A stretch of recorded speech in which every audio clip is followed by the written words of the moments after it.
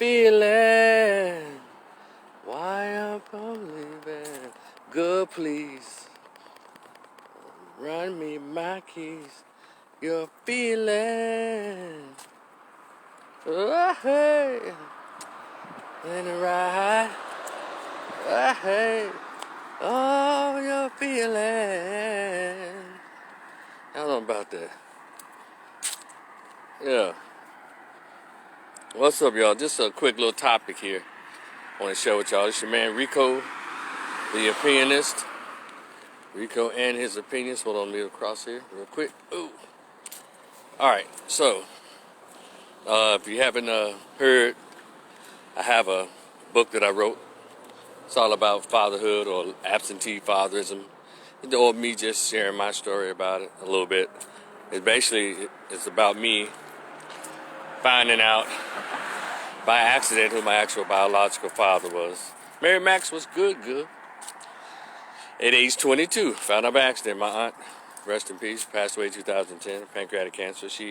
We were having a conversation when I was at Grambling State University, and she accidentally let it slip out, and that went the journey. To find out who he is and located him and everything, and talked to him on the phone. But he didn't really want to meet up, but he didn't seem to have too much of a problem talking to me on the phone. But he didn't want to meet in person. So years later, at age 39, December 25th, 2008, at 4:30 p.m., I showed up on his porch, rang the doorbell, came to the door. My brother's with me. He's like, my brother came around me because I was just staring at him like, damn, really, bro? Almost damn near like looking in the mirror in a sense. And so, I already heard my voice, but I actually see my body. It was just something to see. So, he said hello to my brother, like, hey, my name is Eric. And he's like, hey, hello, Eric. And then I said, hey, I'm Rico. He's like, oh, hey, Rico. And so he said, I have a question to ask you. How did you find me? And I told him, MapQuest, Google Maps. So, well, I have to give you an A for effort because I've worked aggressively over the years to prevent you from ever finding me. And so that's kind of where the story begins. And it talks about all of the emotions up and down, the roller coaster of emotions and the conversations we had back and forth and all, as well as other little gems. So if you'd like to check it out, it's only $10. Cash App, $ Rico the Opinionist, RicotheOpinionist. That's Cash App, PayPal. Look, if you decide to hit me on that Cash App, please send an email address because it's in PDF format like an ebook. As soon as you hit me up and send me an email address, I'll send it to you. Okay, now that I've cleaned. Oh shit! What the hell? Whoa! Y'all see that bee? See that bee just land on my nature. What you gonna do about it? But anyway, y'all, let me see who this is. Oh, y'all up in here. This is Dela. Is that right? Well, let me see who this is. Mr. Donaldson. Let me see who else here. Robert, what's going on? See, everybody's up in here. So anyway, still in this thing. So anyway, what I want to talk to y'all about, because tonight I'll be back on like 10 o'clock tonight to talk about some more Memphis stuff, but I want to share something with y'all that some of us are not paying attention to. You know, Stephanie Mills was on The Breakfast Club, right? Well, she was on another program. All I know is she was somewhere and I was watching her do an interview. And she said, because the topic of R&B music and soul music came up. And Stephanie Mills, our goddess, one of our goddesses of soul music, legends, icons of R&B and soul, she said, they don't want R&B anymore. They don't want soul music anymore. Meaning, what she said was, they don't want soul music from us. They don't want it from black people anymore. They want it from Adele. And they want it from Justin Timberlake and Justin Bieber. They want it from, basically white folks. And it made me think about it. And it's like, she's correct. We're so quick to run out and say, ooh, Justin Timberlake album was bumping. Ooh, Robin Thicke be killing it. Now, we had the little so-called blue-eyed soul back in the day, I guess you want to call it that. They called them Hall & Oates, and we had the guys, KC and the Sunshine Band, play that funky music, white. But one thing about it, about those bands, he was proud. They were like doing a disco era and stuff. So, you know, and black folks pretty much ran and controlled disco. That's why, you know, one of the reasons why the white rockers and pop and rock people hated it, because disco took over America in the 70s. It was mainly written and produced by African American producers and artists, singers and stuff. Look at the history. Unsung did an excellent documentary on it. Go find it. Unsung, the disco years. It was excellent. I said, God, dog, I didn't know that black people really ran it like that. And white people got upset because they were playing disco everywhere. And over the years, it's been called rhythm and blues, and then soul and rhythm and blues. Saying, man, you know, black artists, we can tell who is who.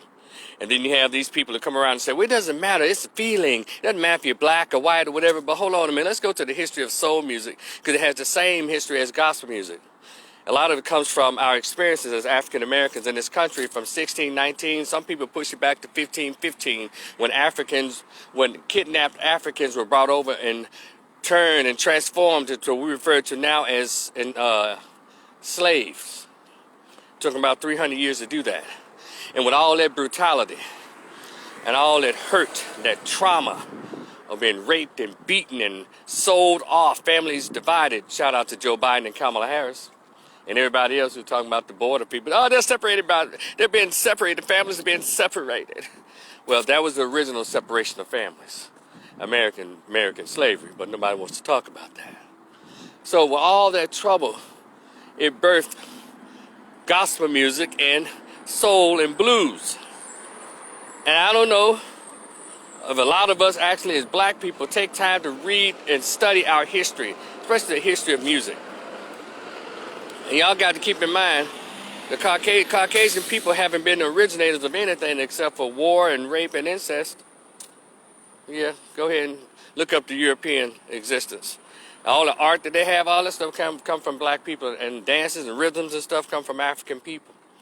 And so, but the so-called enslaved African was later turned into the African American. Well, they had some hardships. And when they sang songs, they had messages from the ancestors and the spirit of our music. When we sang, it came from our soul, because we were howling for help. We were in a need of a deep healing that we only knew that our ancestral God, our higher spiritual being could come back and soothe our soul by us reaching out verbally through song. And in gospel music was also used as a mechanism by which slaves communicated with each other to say, hey, this is where we're going to go to escape. This is the route we're going to take. And so I hope y'all are still with me on this history lesson here about our music. And I say our music because others have been able to infiltrate and come in, and we have just pretty much thrown it on the table and let others just take it and remix it, and next thing you know, they're getting all the awards for favorite R&B singer, Justin Timberlake, favorite R&B album, Adele. Like, what? See, the Queen of Soul had to be Aretha Franklin. The Queen of Soul could have been Natalie Cole. It could have been, but it could have been Gladys Knight, in relation to women. Because those women back in the day, even before Gladys and Aretha, there were women back there, Big Mama Thornton, when she sang, you ain't nothing but a hound dog. And she was singing from her experience in her soul about this man is running around from woman to woman. And then they gave it to this white dude named Elvis. And he said, you ain't nothing but a hound dog, crying all the time. And that shit took the soul out of it and made it into a popish rocking thing. But also they took the soul out of rock and roll, but they took it from Little Richard, who was the architect and really the king of rock and roll. But see, the way it's packaged, y'all follow me now. See, it has to be palatable to people who don't look like us. Go back to what Stephanie Mills said. They want soul music and R&B music. They just don't want it from black people.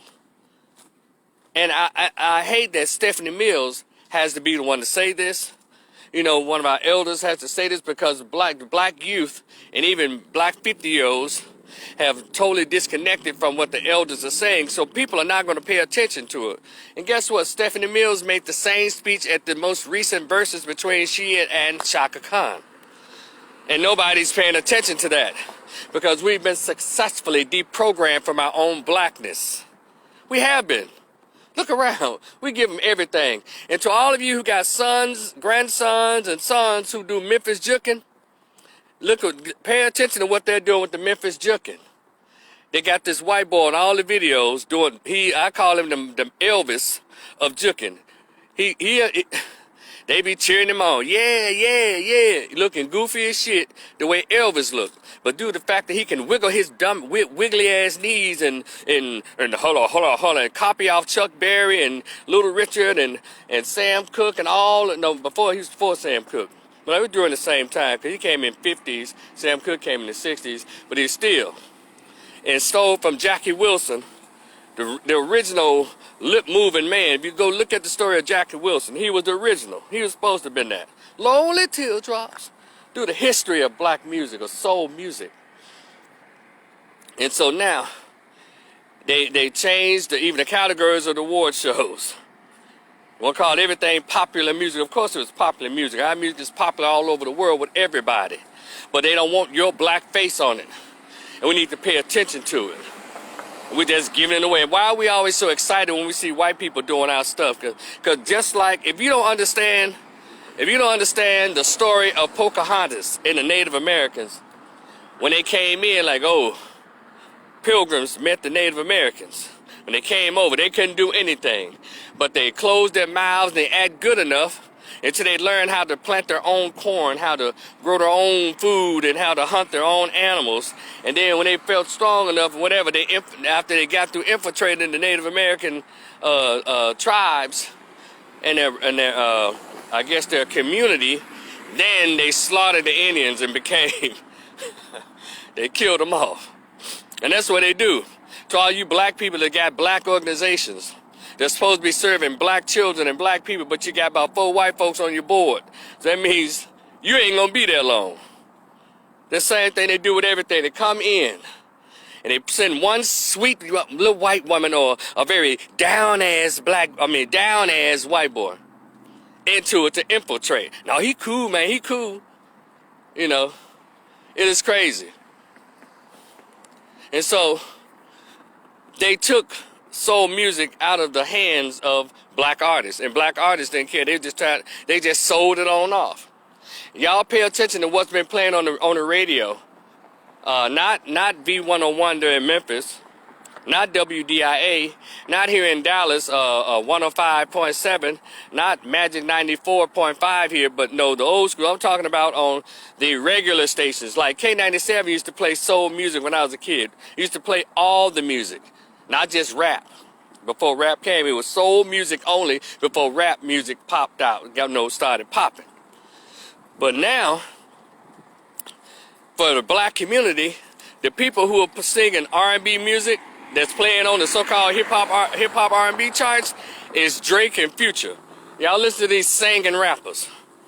There's no well-singing black males singing on K97 or the urban stations. They're rappers who are singing songs in these rap music that talk about destruction of black people. Are y'all paying attention?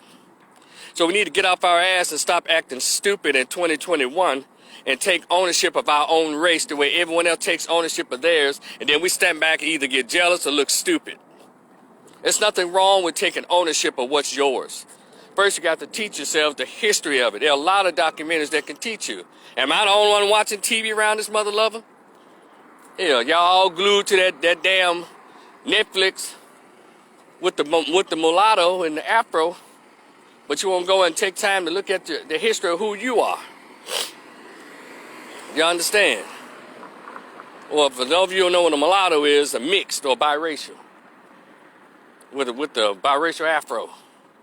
And so, having said that, you know, another thing, if you haven't noticed, the R&B singers that they probably have out, like a Normani or I think she's the only one on my mind right now, but there's a lot of them that's out, but they don't sound like crap. They don't have those unique voices. Not everybody who in soul music sound as if they came from a church choir, but most of them came from church. How many of these artists that they play on black radio actually come from a church choir? See, there isn't anybody on radio that sounds like Sam Cooke or Bobby Womack or Patti LaBelle or Gladys Knight or Whitney Houston anymore. Let's go even further back. It sound like Dinah Shore. I mean, what's that? Was it Dinah Washington? Yeah. Dinah Washington, Sarah Vaughan, Sade, even though she was a mulatto, but she went between soul and pop. You don't even have black folks that sound like Tracy Chapman. She did what's called alternative soul or pop or something like that. And I have her CDs. See, if you were able to buy a music CD when you were growing up in the 90s, that was the last decade or era of actual soul music. Shout out to Brandy and Monica and the rest of those who came through the 90s. After then, it ain't nothing but been ass and titties and vocals. You understand?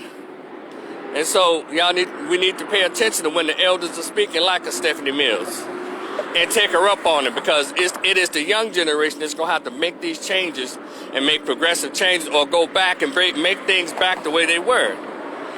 But when we don't control it, this is what you get, trash. And young people today are being inundated with this so-called R&B music. All it talks about using the N-word and cussing out. And guess what? We all get our heart broken. But these so-called heartbreak songs are terrible. Did y'all know Aretha Franklin used to get her heart broken a lot by her men? But she would never cuss them out. She would just explain to them her deep disappointment in their behavior. Like one of her classic songs, don't play that song for me, 'cause it brings back too many memories of the things that I once knew. All the times that you were true, but you lied. Oh, you lied. I'll tell you, he lied. You know, she was disappointed. But these young girls, these young women is writing, F that N-word, this N-word ain't ish, and you ain't ish, and I'm like, wow, and they use those words. I said, that ain't how. Gladys Knight, she had some songs where she probably had her heart broken in the song, but it's almost like, like, look, I'm disappointed in you. I hope I'm articulating this in a way that you understand what I'm saying. People have always written about heartbreak. But one thing about it, these young women today, they don't sing about love. Well, let me go back to tell you why. Because the writers that they had in the 50s, the 60s, and the 70s and 80s, those men are retired, those women are retired. They don't want to hear those women's songs. They wrote full songs. You know, now I mentioned how these so-called R&B singers don't match any of the vocals of the Whitney Houstons and, even the Mariah Careys, and I mean, they don't sing worth the crap. They just show their butts and their breasts and open their legs, and that's what they try to get you to. They try to appeal to the male audience or audiences across the board to buy their music. But let me tell y'all something y'all not paying attention to. I listen to a lot of pop music. You know why? I listen to the Adele's. I listen to, here in Dallas, 106.1 and 93.3. That's the pop station. They have a lot of white artists with almost like black beats, but the words to their songs, they're actually singing songs. Let me give y'all an example of how their music, their writers able to write full stories in their music. And the black artists are given popcorn with no butter. Adele's song, Hello. Beautiful song, epic. Let me tell you something. It was great, it was cool, but it wasn't all that until the ambassador of soul, Joe. You know the artist Joe? When he remade it on YouTube, put that piano to it. And y'all go and look at that video and listen to Adele, then listen to what Joe did to that song. Joe gave that song a life that it didn't have at first. We thought it was awesome when we heard it. But when Joe sang that song, and you should see how he's singing. He's singing that song as if the ancestor are pushing him. Push, go, put it out there, brother. Breathe, get it, like they were cheering him on. That's how Joe was singing that song, and I loved it. I liked it when Adele sang, but when Joe sang it, the ambassador of soul. Man, that man put that song out there, man, and was singing his ass off. And so we don't understand music anymore. And so they have writers on the pop side. But these little black writers, these artists today, they try to write everything to try to reach the rap audience. But soul music stood on its own. It had its own category. They had to finagle rap music into soul music, and they killed R&B, and they've killed soul music. Now you have your neo-soul artists like, the queen herself, Erykah Badu, and you have the goddess of her neo-soul, Angie Stone, and you have Ledisi, of course, the incomparable Ledisi. Come on, somebody. You got Eric Roberson, and Eric Benet. You got them all out there. Anthony Davis, shout out to the brother. They're keeping that semblance of soul alive for us, but we had, before neo-soul, there was soul. And we don't have those artists anymore. And I just wish the church, hey church, could y'all please let some of the gospel singers come over to the soul music, please? Some of that music be so good, like Tamala Mann's Take Me to the King, and the song I Need You Now. It went over to R&B soul radio, the singing folks. And also these R&B, so-called R&B artists today, when you hear them live, they sound like trash. Trash. They got so many computers, so many synthesizers, so many buttons pushed. They sound like trash. We're not getting that real music. We're not getting it. And so that's the problem, and I'm going to use the word our race. We're not claiming what is ours and putting our best people and our best foot forward in our music. We're not doing it. And it shows, because R&B sucks. Soul music is non-existent, because soul music comes from the soul of the struggle of a people.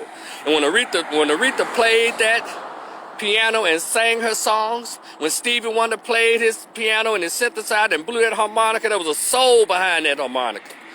Y'all, come on, Michael Jackson started off singing. They were a soul group. Coach, he said straight garbage. It is. And I'm not saying it just because I'm 52.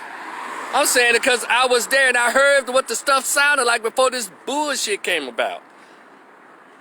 It was trash. It's trash right now. And let me go back to the songwriter. See, I have a solution to all this madness. And shout out to Stephanie Mills for saying that. But I wish a young artist that's popular right now would make that statement. But they won't, because they're so bought off and sold off that they won't say anything that's the truth until they lose their career. Then they want to get all on TV and talk against the industry then. But they won't do it while they're riding high on the garbage that they're writing on. And shout out to New Edition. By the way, shout out to New Edition and New Kids on the Block. I saw their performance on American Music Awards. It was fucking awesome. And I think they're going on tour together, or they got something going on in Vegas. It was pretty damn good. I give a hand clap to both groups. And Donnie Wahlberg, man, I've been watching you on Blue Bloods for 11 years. Now, you still got it, Donnie. Shout out, brother. But, see, that's that old school stuff where people performed, they practiced, they rehearsed, they did routines because they respected the audience. But this trash today that's called R&B, they don't know any better. And a lot of young people today, 15 to 30 years old, they're having to go back to the soul of the 70s and 80s, and a lot of times of the 90s, to get some real music. And it shouldn't be like that.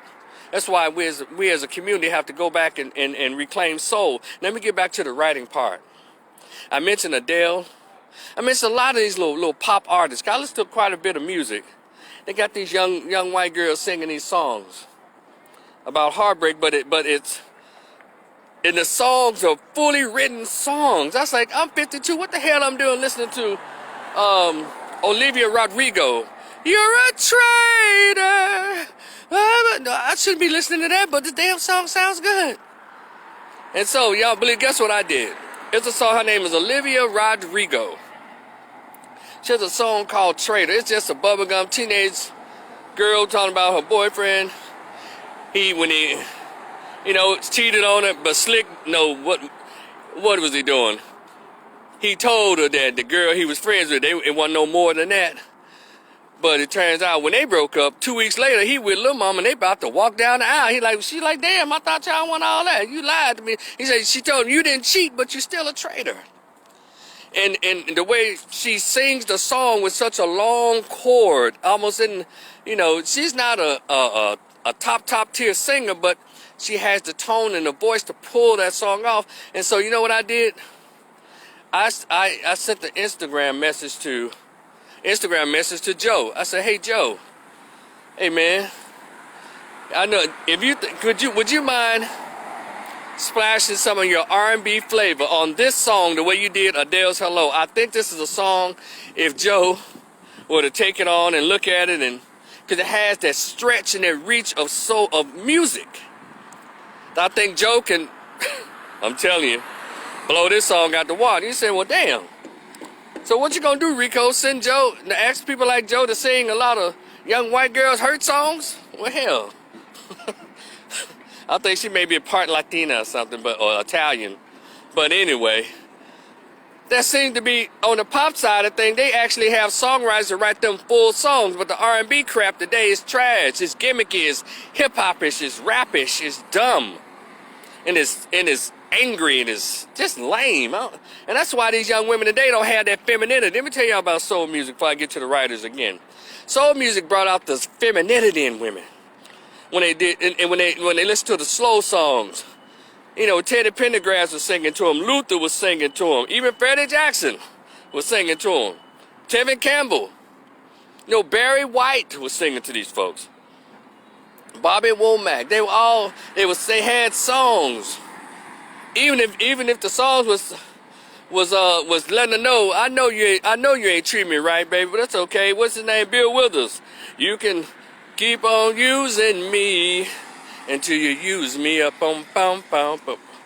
Even if they caught the woman cheating, who is he and what is he to you? Pom. The song so popular that Nichelle and Deglicello had to redo it.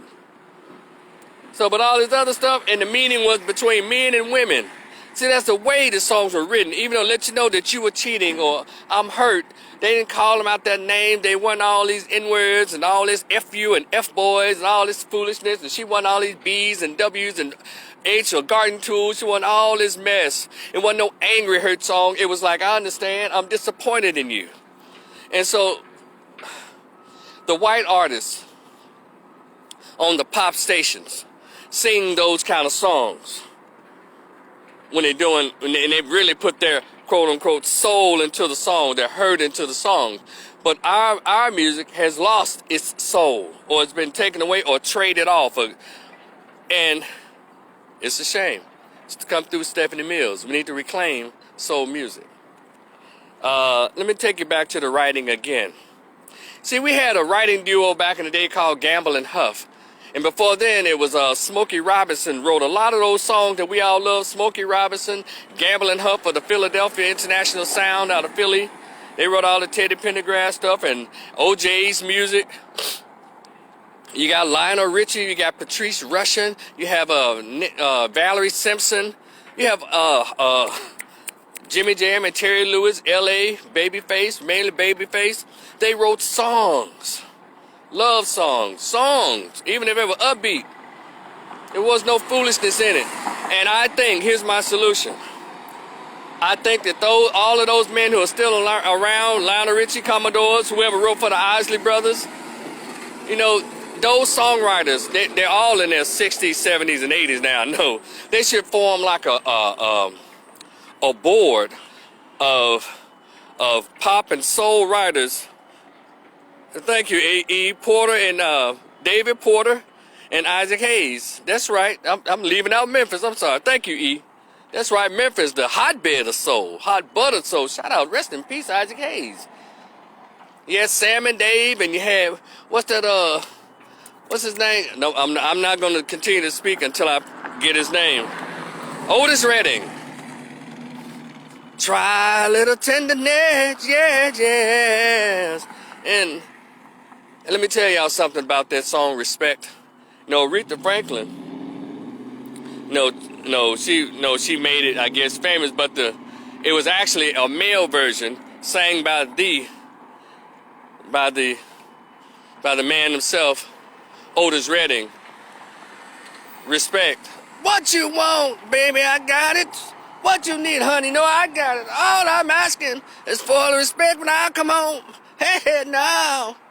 And Rita came and he was saying, look, baby, I work all day. I give you all my money. And all I ask in return, honey, is little respect when I come home. There was a man telling his woman that. Then Aretha took it, and made an anthem of women who hurt. Like, took his words and put a feminine twist on it. And I understood it. So shout out to Otis Redding, because there would never been a queen if there not had been a king or so. Come on, somebody. So, not to take anything away from him, but I want to just make sure I give all credit what is supposed to be due and throw some history at everybody out here. It's Otis Redding's song, and because Aretha Franklin wasn't doing so hot in the first, 5 or 10 years, they were trying to market her like she was some kind of pop singer at CBS Records.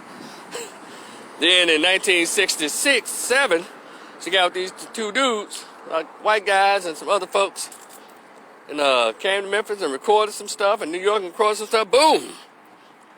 Say a little prayer and all of that. And rest in peace, Queen of Soul.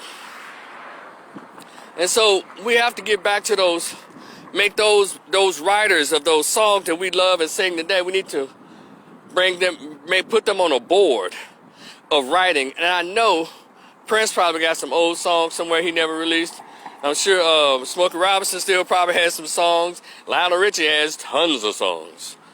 And L.A. Reid, Babyface, Jimmy Jam, Terry Lewis, they're the ones. They need to be they need to be like a board. And no one should be able to cut an album or a CD, and they're going to call it R&B or soul, unless it goes through this board of soul kings and soul icons and legends. With that, if Gamble and Huff, if one of those guys are still alive, we need your help. Lionel Richie, please, man. Who else? Gamble, Huff, Lionel Richie, Jimmy Jam, Terry Lewis, Babyface, Patrice Rushen, Valerie Simpson.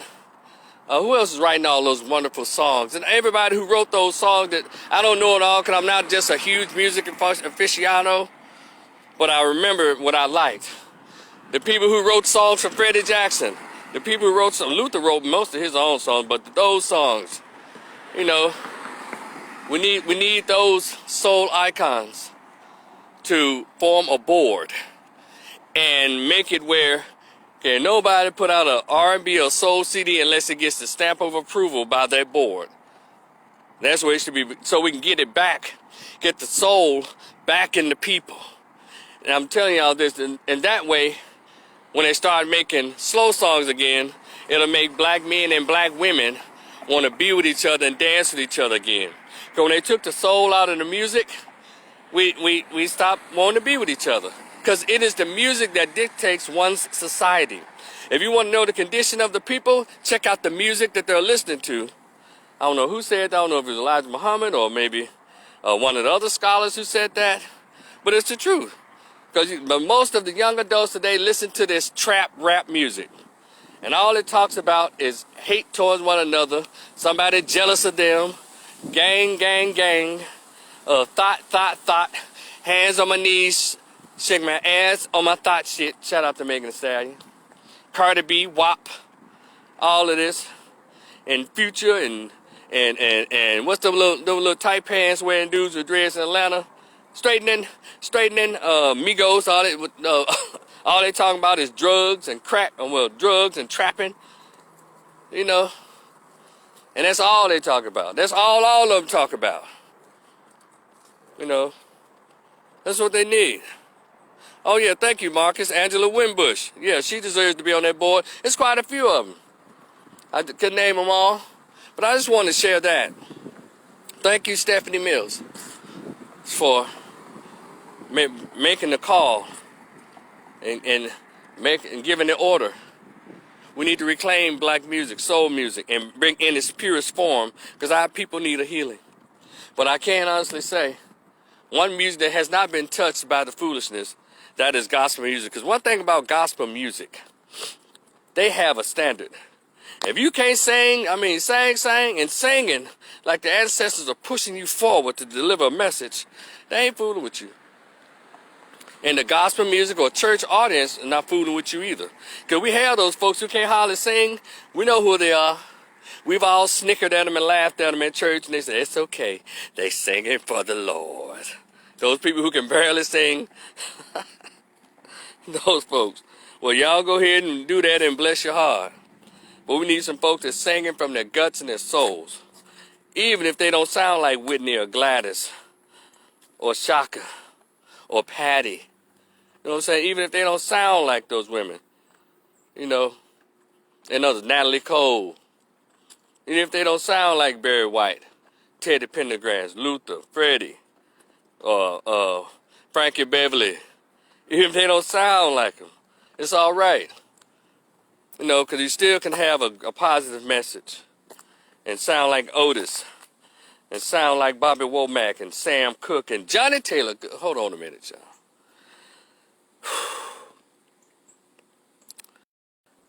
Rest in peace, Johnny Taylor. God damn. And Miss Shirley Brown. Give me a minute. Okay. The queen of rhythm and blues, Shirley Brown. I gotta sleep with one eye open, 'cause this man won't leave me alone. Whew. Man. So I'm telling you, this stuff is too good. We're out here playing games. That is the saving grace of our people. The music is what carried us on. They even have a song when they ask, you know, they ask the questions or answers the questions, how I got over. How I got over, how I got over. That stuff, among many other things, that came naturally from our DNA as a people of African descent. The music and our rhythms, the drums, the beats, the dance moves. That's what got us over. And our faith in who we are, and the knowledge and the faith of who we are as a people. We're going to have to cut the foolishness out, all right? All right, I'm not going to hold y'all. I just want to share that.